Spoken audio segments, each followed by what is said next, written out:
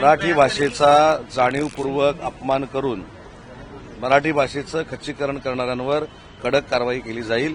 दुसरी महत्वाची गोष्ट अशी आहे की काही लोक मराठीच्या बोलण्यावर जे राजकारण करतात याच्यापेक्षा माझा विभाग वेगळ्या तंत्रज्ञानानं त्यांच्यापर्यंत पोहोचण्याचा प्रयत्न करणार आहे। जे परभाषीय या ठिकाणी येतात, जे अमराठी लोक येतात, ते उद्योगधंद्यासाठी येतात, त्यांना देखील मराठी शिकवलं गेलं पाहिजे।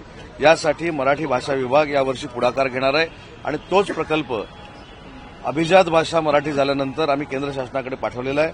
केंद्र शासन त्याला नक्की मंजुरी देईल आणि एखाद्याला मराठी बोलता येत नाही म्हणून त्याच्यावर दबाव आणून दादागिरी करून मारण्यापेक्षा त्याला मराठी शिकवली पाहिजे, मराठीची गोडी लावली पाहिजे, तरच महाराष्ट्रातला प्रत्येक माणूस मराठी बोलू शकतो आणि महाराष्ट्रातल्या प्रत्येक माणसानं मराठी बोलावं ही मराठी भाषेची भूमिका आहे। धन्यवाद। सुरुवातीला आपल्या सहित महाराष्ट्रातील मराठी बंधू भगिनींना, मराठी बोलणाऱ्या प्रत्येक व्यक्तीला मराठी भाषा गौरव दिनाच्या निमित्तानं मी मनपूर्वक शुभेच्छा देतो। विश्व मराठी संमेलन 4थं हे नाशिकमध्ये कालपासून सुरू झालंय। या विश्व संमेलनामध्ये महाराष्ट्राच्या बोलीभाषांचा देखील अभ्यास झाला पाहिजे म्हणून काल बोलीभाषांचा उत्सव देखील नाशिकमध्ये साजरा करण्यात आला।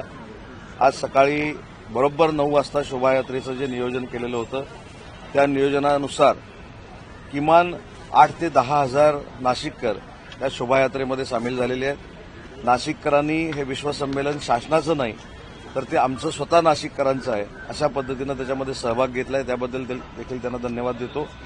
आणि विश्व मराठी संमेलनाची जी संकल्पना होती की कॉलेज जीवनातले विद्यार्थी असतील, शालेय जीवनातले विद्यार्थी असतील, यांना आपली मराठी भाषा कशा पद्धतीनं जतन करायची, त्याचं संवर्धन करायचं आणि परदेशातल्या मराठी लोकांना देखील या संमेलनासाठी बोलवायचं, हा 4थ्या वर्षीचा आमचा संकल्प यशस्वी झालाय आणि नाशिककरांनी पहिल्याच दिवशी आम्हाला भरभरून प्रतिसाद दिलेला आहे।